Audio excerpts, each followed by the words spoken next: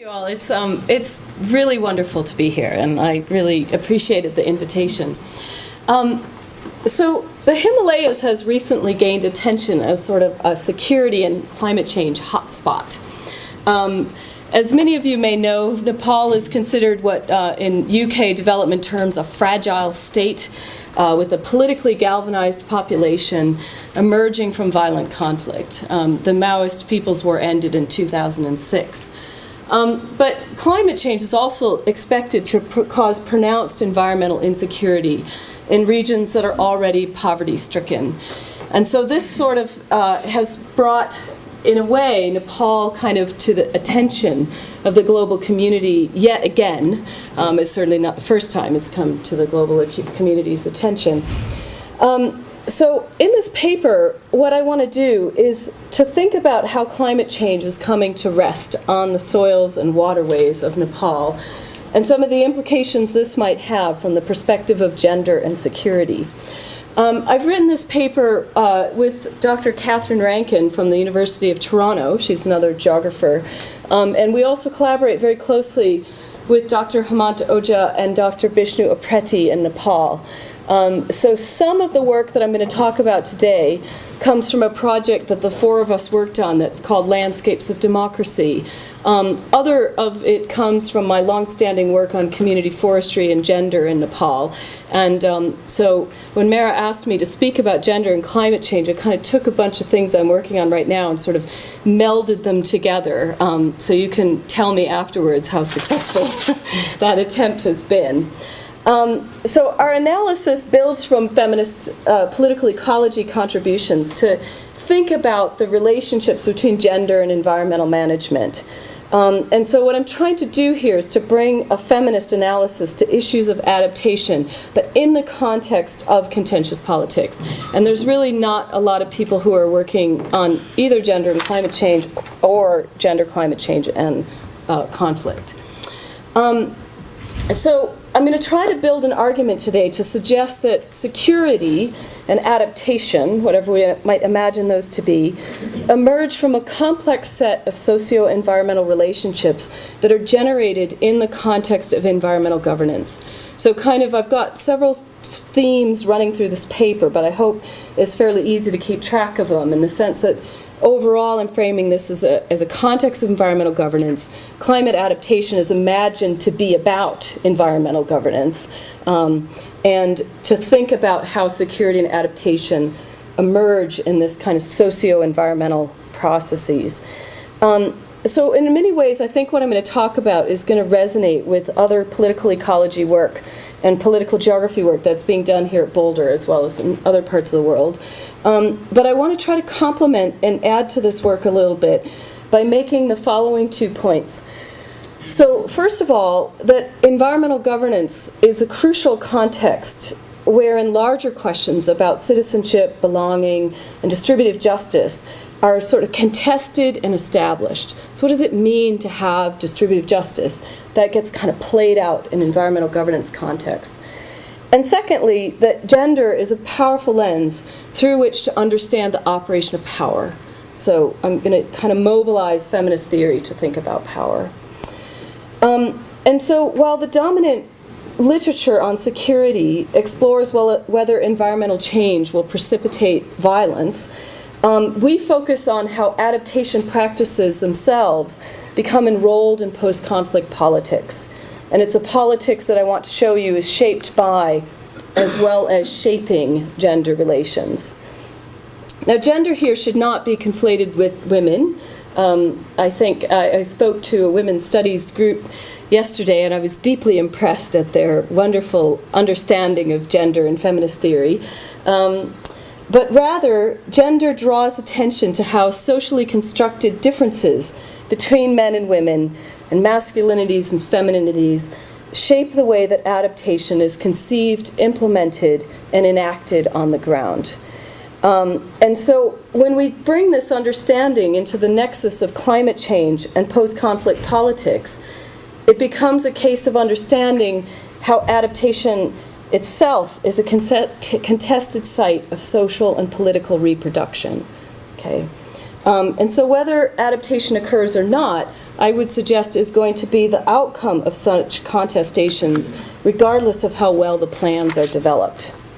So before I go on and look at some specific issues around these things, sorry, I don't have the slides on my computer screen. Got this wonderful picture of the Outer Hebrides. It's my background, this photo. But I want to just tell you a little bit more about Nepal, because I want to speak through Nepal and some recent development efforts around adaptation in this talk. So as many of you might know, Nepal is a country in transition. The Maoist People's War that was fought between 1996 and 2006 was the most violent conflict in South Asia during that decade. There's some recent violence in Pakistan that's sort of dwarfing that the number of fatalities that are believed to have occurred in Nepal, but nevertheless it was considered a very significant conflict. The Maoists sought to overturn the monarchy and entrenched feudal relations across the country, and used a variety of both kind of political education and violence to do so.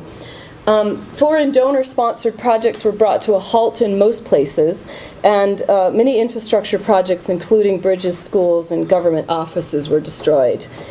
In 2006, there was a popular movement wherein the king was overthrown and democratic politics was seen to have been reestablished. Sorry, I'm kind of skimming over a very complex process whereby the king had regained power in the intervening years. But in 2008, the Maoists won an electoral majority in the Constituent Assembly elections. And since that time, the political process has been racked with infighting and competition for power between the three main political parties, which are the Maoist Party, the United Leninist and Marxist and Leninist Party, or known as UML, and the Congress. And in the original draft of this paper, it says 2 constitution writing deadlines were missed. In fact, 3 have now been missed, as they just missed the November 30th deadline. Or was it 28th? I can't remember. Looking at Kunda, as he maybe also knows. Okay, so in this context of political instability is also environmental instability. As many of you may know, the Himalayas are the most rapidly growing mountain range in the world, but also climate change is expected to have some of the most severe impacts globally, with a projected increase of up to 3 degrees Celsius under a 2-degree global average, which is believed to have significant implications for agriculture and food security, not only in Nepal, but all across China and Tibet. The glaciers of the Himalayas feed the water systems of that entire region. And so in an attempt to draw attention to the seriousness of these changes, the Himalayas has been called the third pole. But these narratives of environmental disaster are almost as much a part of the history of Nepal as myths of Shangri-La or the birthplace of the Buddha. In 1976, the World Bank declared that all of Nepal's hillsides would be completely deforested by the millennium, and this triggered massive donor investment in the forestry sector, and Nepal's community forestry programs are the outcome of that. And now what's interesting for our purposes here is that it's sort of taken for granted in Nepal now, but the experience of trying to implement reforestation in Nepal led to a transformation in the belief that trees were required to stabilize fragile slopes, to a strong commitment to participation and capacity of user groups to manage their forest resources. So in other words, there was a shift from understanding environmental change as fundamentally a biophysical phenomenon to one that is a socio-environmental one that requires at least as much attention to social politics as it does to ecological processes and biophysical processes. Now, more recently, this focus has been moving towards the promotion of multi-scalar networks of users and a quest for good governance and institution building. And of course, if those of you who work in development in other parts of the world know that this is kind of the currency at the moment in development. But as such, programs to address climate change in the Himalayas are just another in a long line of interventions that are designed to rescue the Himalayas from impending doom. And I think these antecedents are quite important because they kind of shape the way that new interventions are interpreted and enacted in Nepal. So one of the things I want to talk about today is the National Adaptation Plan of Action, and to think about this from a feminist and socio-environmental perspective. Now, like other least developed countries, the Marrakesh Accord of the 2001 COP meetings declared that more developed industrialized countries needed to support them in developing national adaptation plans of action. So most countries now are in the process of finalizing these. And the National Adaptation Plan of Action uses, or NAPA, so I'll refer to it from now on, uses a definition of adaptation that assumes positive outcomes. Okay, so defining adaptation as direct responses to perceived climate change that moderate harm or capitalize on possible benefits. So now, while perhaps there is some justification to assume a positive trajectory for something called adaptation, I think that this definition masks important questions about adaptation for whom, at what cost, and with what distributional justice consequences. The NAPA also provides a very stark contrast to the messy politics of everyday life that were concurrent with the writing of this document between 2007 and 2009. During that time, and continuing today, almost every sphere of life became increasingly politicized, with party politics cementing patronage and violence as the norm for the way, or threats of violence, through which power was exercised. But within the NAPA, the political transition is mentioned in the first paragraph and then recedes into the background as sort of something that only gives added urgency to the NAPA goals. So in the one place where the political transition is implied as a risk to implementing the plan, they say that the lack of coordination for the implementation of policies and programs, inability to manage necessary technical and financial resources are perhaps risks in the current political climate through which these adaptation goals won't be achieved. And rather, the plan emphasizes, and I quote now, the strategies and actions of the NAPA have been targeted to increase the community's adaptive capacity through livelihood support, improved governance, collective responses, improved service delivery mechanisms, and access to technology and finance. So adaptation is thus conceptualized to lie outside of politics. And in many respects, the action plans look exactly like the development master plans have looked in Nepal for the last 30 years. So very hard to see a big difference here.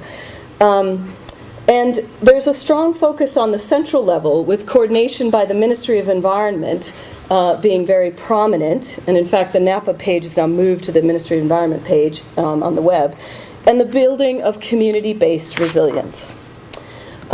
So in the document, there are two areas wherein current cultural identity politics in Nepal are evident. And the first one is that a female consultant was tasked with ensuring that the process is gender sensitive, and that's the language they use, the details of which are outlined in Annex 5. Gender is mentioned only twice in the main body of the document, despite it being listed as a cross-cutting theme in the different priority areas that this document outlines. But gender has long been seen as an important development priority in Nepal for at least the last 15 years. There's been a strong emphasis on that. With gender here very clearly conflated with women. Okay, so gender analysis means we think about what's going to happen to women. And the annex lists a number of extra risks to women, including sexual violence and increased work burdens caused by declining water supplies and productive resources. Now, the second area where the current cultural politics in Nepal is reflected was in the extensive consultation on the document. And this is absolutely fascinating. So there's lots of consultation, and there's an annex that lists everybody who was consulted and when and how. And the list singles out youth, foresters, indigenous communities, and disaster risk reduction networks. So a rather sort of hodgepodge of things, and maybe unexpected interest groups, but really reflects current political factions, which youth are seen to be sort of the political mobilizers, mixed in with this techno-bureaucratic bias within resource governance, requiring us to look at foresters and disaster risk networks. So in many respects, Nepal's NAPA is a microcosm of the issues that emerge when climate change collides with gender and political unrest. Within the plans, questions of contentious politics, violence, and social relations of power are completely absent. And rather, they are depoliticized through consultation, ensuring gender sensitivity, and techno-engineering fixes to questions of resource distribution. So there's a lot of emphasis on building infrastructure. And I mean, obviously, for those of you who know Nepal, there's an incredible lack of infrastructure, both in terms of roads, electricity, water supplies, etc. So I'm not trying to criticize that and say they shouldn't invest in infrastructure. I think they need to. But it's, you know, they understand infrastructure in this very apolitical way.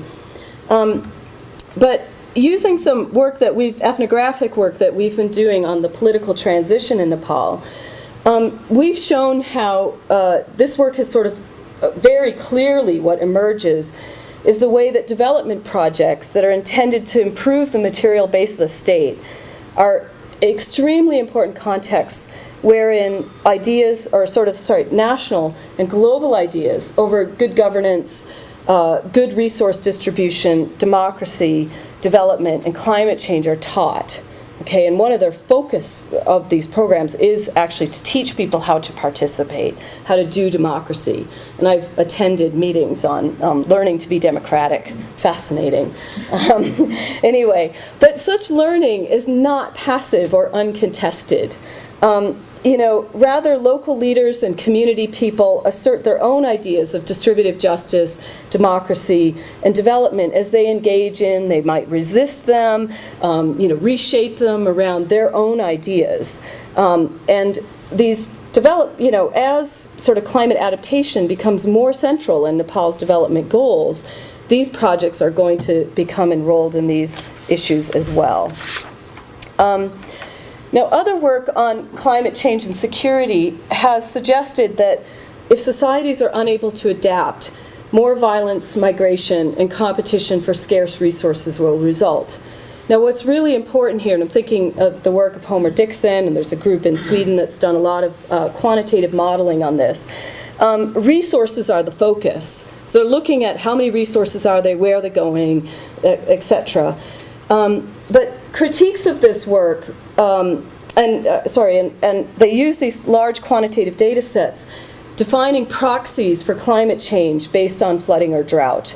And that's quite important, so the way they make assumptions about those things. Because other critiques of this work have come from other conflict scholars, and including actually Dano, who's sitting at the back here, is one of the people involved in this work, who also use statistical methods, but showing that if they redefine the parameters of what counts as a climactic event, what counts as an event of violence, that they find that they don't get these correlations between climate change and violence, certainly not in the neat way that some of the earlier work did.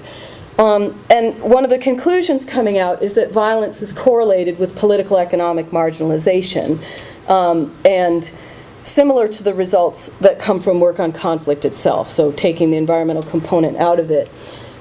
Predicting conflict is notoriously difficult, but political economic marginalization is certainly clearly one of the risk factors. But despite some of these differences in approach, for people who are thinking in kind of concrete terms, planning and adaptation is seen as the answer to dealing with climate change and security issues. Well, let's just get the institutions right and get some good governance going, and it'll all be okay. But political ecologists and people who have worked on hazards and risks are also beginning to enter this debate and have some quite important critiques. So here the emphasis also focuses on vulnerability. but looks at intersecting social relations, economic marginalization, and livelihood strategies that combine to produce vulnerability and that may actually then feed into violence or feed into risks of non-adaptation, if you will, to climate change. Another interesting literature that's quite important is looking at adaptation, ethics, and justice. And this work is very much trying to, asking these questions of adaptation for whom, at what cost. And that work is showing and arguing that, the most susceptible to climate change are going to be the most vulnerable. So people who have, more recently become the focus of development interventions, the poorest of the poor, they're the ones that are going to suffer.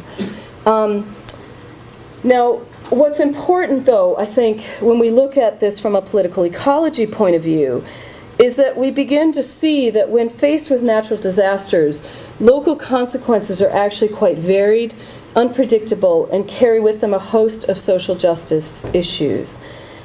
Disaster can be an opportunity for more powerful or wealthy members of the community to profit. They can sort of consolidate control over scarce resources, or sometimes, depending on what's happened, it actually opens up possibilities for more marginalized people to gain access to resources. So I guess the picture I want to leave you with is an unclear one. Okay, so in what follows, I want to try to add to this argument on climate change and distributive justice by incorporating a feminist analysis of power. Issues of how to participate and what constitutes adaptation are predicated upon issues of inclusion, justice, and equity, all of which have been shown to be very strongly shaped by gender. And there's been some quite nice recent work by a woman in the UK named Sherilyn McGregor. She argues this quite poignantly. And what we want to do here is to try to go one step further, using our recent work on the political transition, to argue that climate adaptation programs themselves are quite instrumental in promoting particular ideas of inclusion, justice, and equity, and that these notions, we know, because we have ethnographic data on this, are highly contested at the moment. What these things mean is very much a part of the ongoing violence and political unrest in Nepal. And as such, adaptation programs become embroiled in fragile state politics, potentially undermining or supporting both environmental stability and adaptation, okay, and political stability, political stability and adaptation. Now in Nepal, there's little question that gender relations are foundational to placing women on the front line of climate vulnerability. And this slide is actually a picture of some women that I've worked with for a long time. You might see me in the corner there, those of you with good eyes. And this was, had conducting what they called their Andolan, or their revolution. And it was all women from a community forestry user group who had gone up to the nearby bazaar town and were demanding money from everybody outside the user group who used their forest resources so that they could put it in a savings credit group and begin to plant medicinal herbs in the forest, which they saw as their long-term livelihood security, that they would be able to sell these and make money. And it actually precipitated a real conflict in the user group between how the women, these are high caste women I should say, high caste women wanted to manage the user group versus men in the group versus other of the lower caste groups who were being excluded from this medicinal herb entrepreneurial project. So women are, and I should say it's actually kind of complicated in Nepal, but most hill women are involved in directly cultivating fields, collecting resources from forests, collecting water, etc. In the Terai, some are confined to household compounds, so it's a little bit different picture there. But despite this kind of being on the front line of vulnerability in terms of access to and control over resources, and the way in which women's disproportionate responsibility for household reproduction might actually increase their work burdens with declining resources, etc. The question that I feel has not been addressed is the kind of classic feminist political ecology issue, which is, what does climate change have to do with gender? Or in other words, how do climate vulnerabilities and adaptation programs change the social meaning of gender and the embodied experiences of gendered identities such that you get a change in power relations? And those changes may then, in fact, influence access to and control over resources.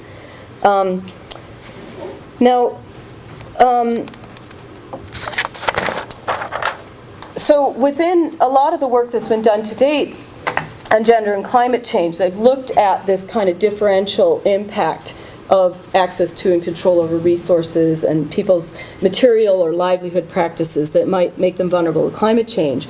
But as feminist theory has shown us, gender refers to far more than differences between men and women.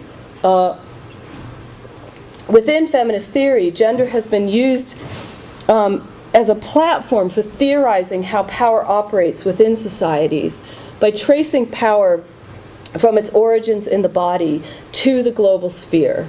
Okay, and that's actually a really important part of my argument here.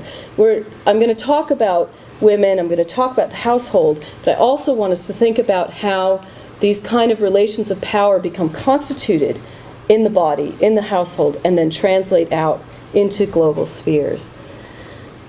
So, if we start at the scale of the body and explore how women's work burdens change and how their nutritional intake might suffer with changes in productive resources, we see climate change, global climate change, reflected on particular bodies in particular times and places. But in focusing on the body, gender also needs to be considered in relation to other social forms of difference, including caste, race, ethnicity, class, sexuality, and age. And this is known in feminist theory as intersectionality. And this kind of intersectionality is crucial in recognizing that difference is framed through not only material relations, such as work practices, but also symbolically and politically, radically differentiating the livelihood possibilities and everyday experience of power for individual women. So it's not just that women are all impacted the same. You know, these other intersectional differences are almost a bigger driver of how individuals experience power. And such intersectional forms of power create a platform for power and social inequality that sort of travels across scales to the global. So, while often hidden, gender and intersectionality shape how policies like the NAPA are framed. Who the right target audiences are, who are the stakeholders believed to be, even which kind of adaptation programs are initiated is strongly shaped by gender. And I apologize for the blurry quality of these photos. As you might have noticed, I pride myself on my images in my talks. And these come off the NAPA website, and they were quite small resolution, so they're a bit blurry. But I decided to use them because I think they're important. So at this NAPA Inception workshop, we've got 3 men spotlighted on the platform, including one white man who is probably a consultant to the process. This is a kind of community consultation group with all men there. Another community consultation group with what I think is a woman at the back, but the picture was blurry enough. I actually think this is a woman as well, but I wasn't quite sure. We've got a NAPA meeting here with 2 women and sitting at the table. But what's fantastic about this is in the NAPA document itself, so this is just on the website and the photo gallery, there's a picture of one of the kind of priority area workshops. And there's a table, and there's all these men sitting around the table and chairs at the side of the room, 2 men sitting there and 2 women sitting by themselves on the side. And, you know, and this is in this sort of gender-sensitized document where we've thought about gender in relation to the NAPA. And, you know, what I think is so great about it is that actually, I don't think that anybody, certainly not formally, and in talking to people in Kathmandu informally, I've heard nobody mention this, the irony of doing a gender-sensitive analysis on the NAPA that's relegated to an annex, Annex 5 at that. You know, I mean, it's fantastic, the kind of symbolic sidelining of actually questions that might relate to either women's issues, if that's how we're going to interpret it, or gender relations, is clearly not seen as being very important. And so I feel like these photographs and the gender annex kind of really reflect these kind of hidden dynamics of power. And there's a new climate change policy document from 2011 on the new website from the Ministry of Environment that doesn't mention gender, interestingly enough. It actually lumps together women, Dalits, indigenous people, and youth as being vulnerable populations that need to be taken into account.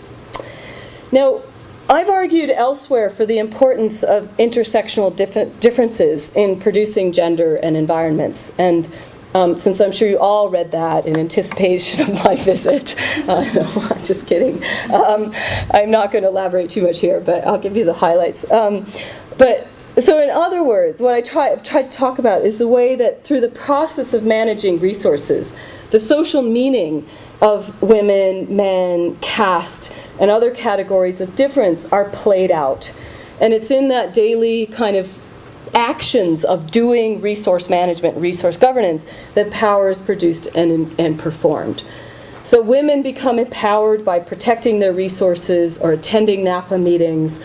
Dalits, who are also former lowest caste people, and Janajatis, or indigenous people, become empowered through consultations over the NAPA or leading forest user groups. But at the same time, Bowen or Chetris or high caste men and a few women consolidate their power by managing user groups. Illiterate people are disempowered by being excluded from training programs. Women are relegated to the sidelines of the NAPA. And I think that these everyday experiences of power are crucial in sort of defining how social difference shapes inequalities in society. And that the social meaning and relevance of differences between men and women and different caste groups is continually produced. So if we think about this in terms of the NAPA and climate change and conflict, we need to think about how, much more deeply, about how dominant gender relations are reshaped by the NAPA process. So the fact that a gender-sensitive analysis was done at all, as well as the fact that women are in fact in the room, is important, and I don't want to kind of trivialize that because 20 years ago in Nepal they wouldn't even have considered it.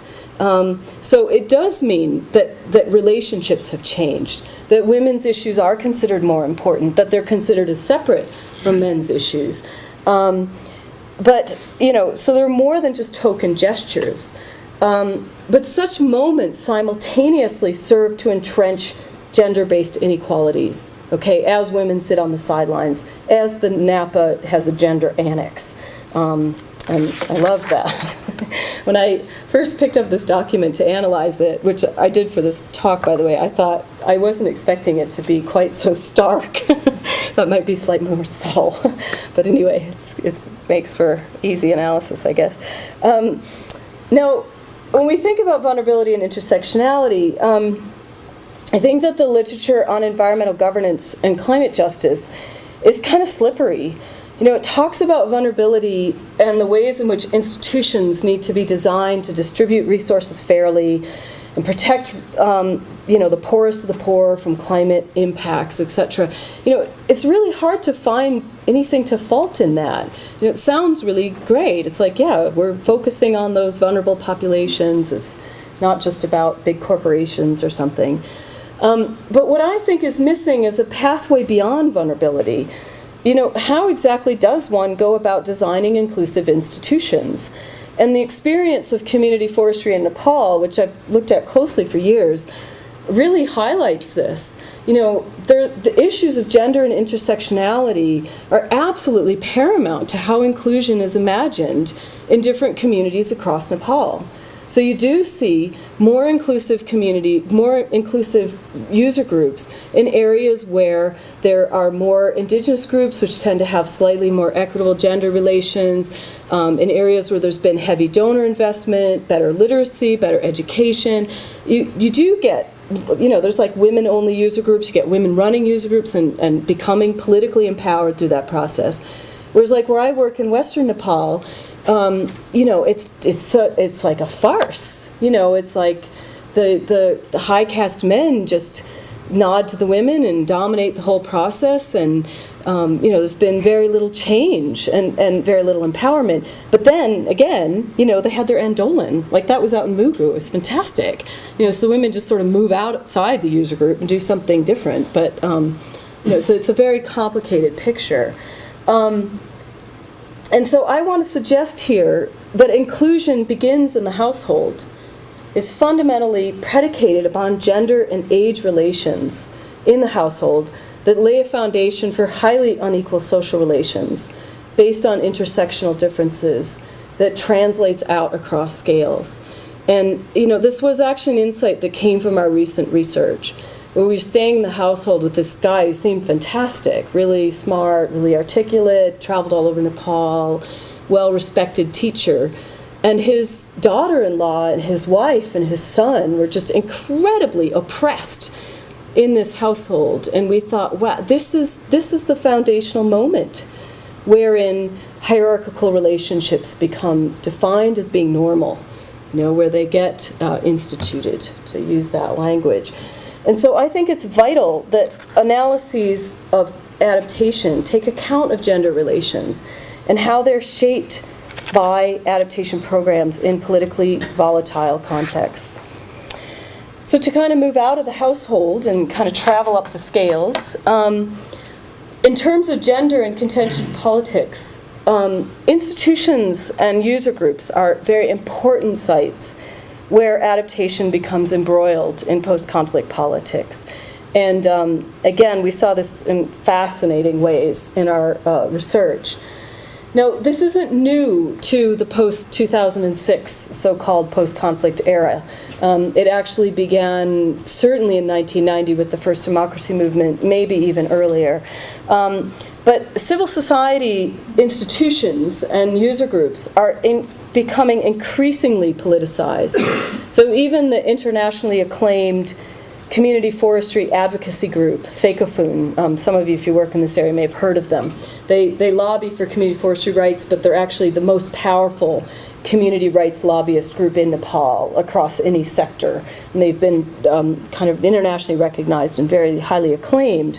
And they actually split in 2009, I think it was, along political party lines and split into two groups.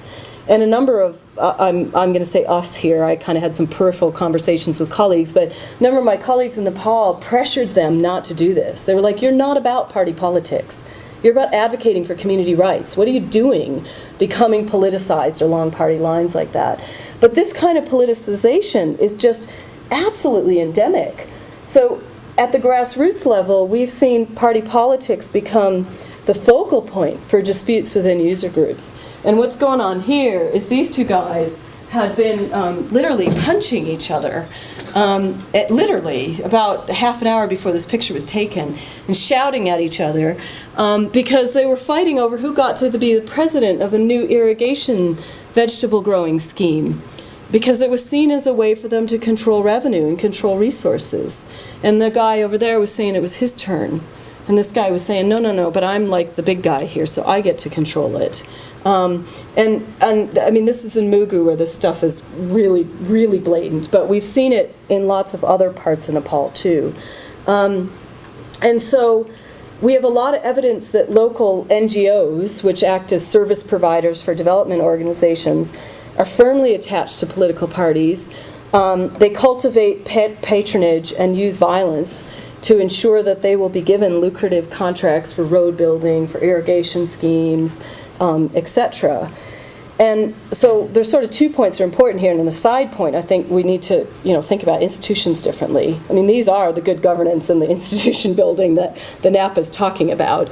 But more central to my argument here, many of these sectors are singled out as priority areas in the NAPA, meaning that we can expect similar projects to proliferate all across both urban and rural areas in Nepal in the near future. And so we need to be considering these kind of dynamics. And here I think gender, again, becomes invisible. It kind of drops out. It's like maybe there's some attention to whether or not women have been at the user group meeting, but they're not really a focus.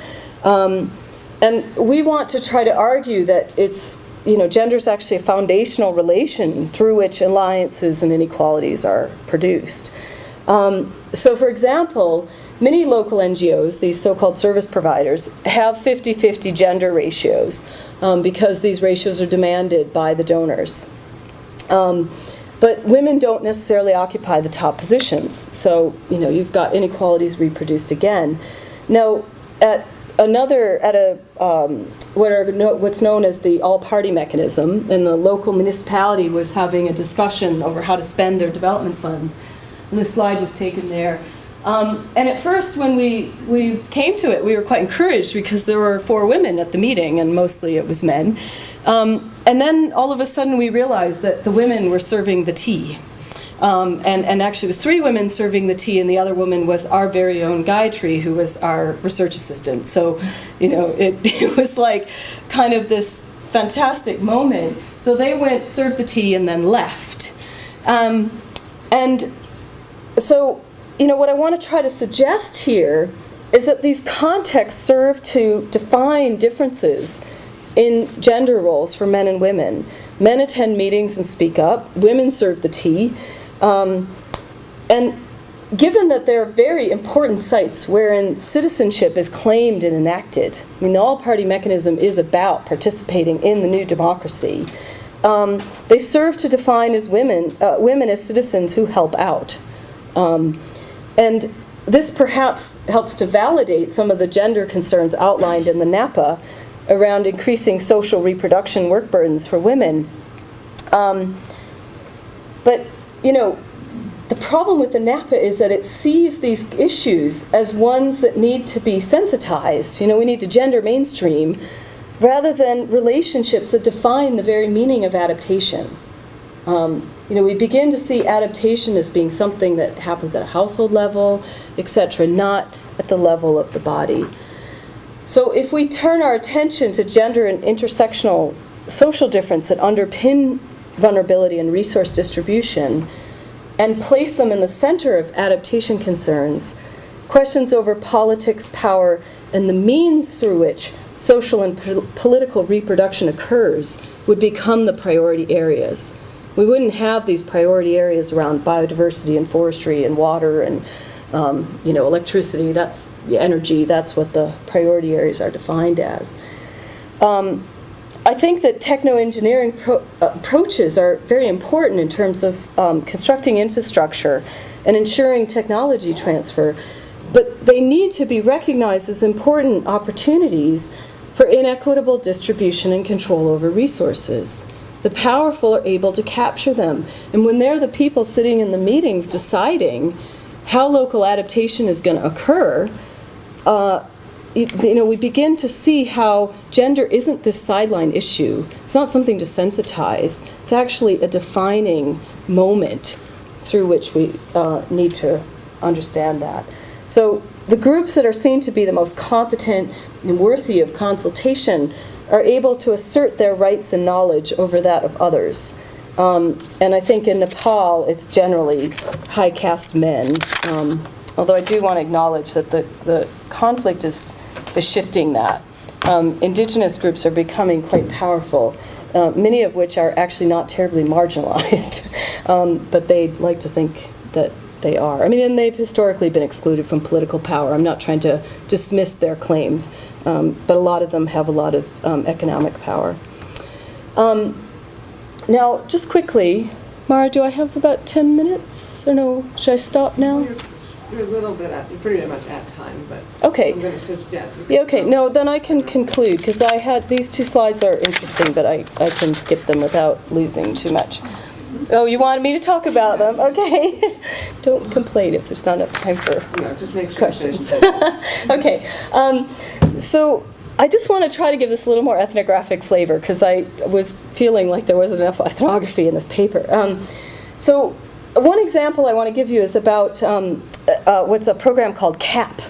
So the Livelihoods and Forestry Program sort of seized this climate adaptation moment and rolled out in 2010 what was supposed to be a pilot, but they basically implemented it so widely, they're calling it an initiative, on community adaptation planning. And they were using their community forestry user groups as the mechanism, the institutional mechanism at the local area, through which to think about community adaptation planning. And what's interesting about it is it's been very, very well received. I interviewed a number of the facilitators for this, and they said that compared to other facilitations they've done, people see it as very relevant to their lives. And this facilitation process itself has kind of a veneer of being bottom-up, but the ideas are very much top-down. And one LFP employee told me that, with a great grin on his face, that the idea is to sensitize villagers to climate change. He thought he was being quite clever, until I told him I thought it was a neo-colonial idea. But, you know, LFP is seeing this program as a way, so LFP is not seeing this program as a way to bring local voices into international debates over climate change. And that was something, as a consultant who was asked to evaluate this, I suggested they consider. You know, no one's really asking people what changes they see other than for local planning. I mean, this is what the facilitation says, and there's fantastic quotes of people's observations of climate change. But there's no recognition that that could maybe be brought into global debates to kind of redefine, well, what is going on with global climate change? And troubling a little bit the hegemony of the modeling community in defining for us what's going on with climate change. I don't reject the modeling, by the way, don't get me wrong. I'm not a climate skepticist or anything. But, you know, this kind of knowledge, for example, is not seen as relevant for the NAPA, you know, and in a kind of less top-down manner you'd think it would be. So the top-down nature is justified by the sense of urgency around climate change that drives a variety of actors. So one Nepalese employee of a major international donor, which shall remain nameless in the interest of anonymity, said in relation to this CAP process, he said, well, planning is not enough. 1 year from now might be too late. We need more action now. And I think that, you know, his critique of CAP is a bit unfair. But the point here is that this sense of urgency has been taken up by actors who feel that they cannot wait for the relatively slow process of community decision-making and inclusive politics to unfold. It's being used as an excuse to re-centralize decision-making. And so whereas in community forestry, great efforts were made to include women and Dalits and other kind of marginalized people, these gains are being sacrificed in the name of sort of action around climate change. And the focus on putting in place the right institutions means that scales of government and civil society are conceptualized in an apolitical manner. Okay, I want to try to link that back to the earlier arguments I was making. So they're saying, okay, we got to get the right institutions, we got to get some action going. And there's no sense that these may be political entities. So the focus on institutions and communities as apolitical entities is certainly not new to climate change and the NAPA. But it is actually quite surprising to me, I'm concluding now, by the way. It is quite surprising to me in the context of Nepal's present political unrest, where questions of community inclusion are the issues being contested. And so I've tried to argue that adaptation needs to be understood as a political process, one that constitutes and shapes the trajectory of social and political reproduction. What is interesting is that there's a growing recognition that adaptation is not politically or ethically value-free. So I recently applied for a climate change and development knowledge network grant. It's funded through ODI in the UK.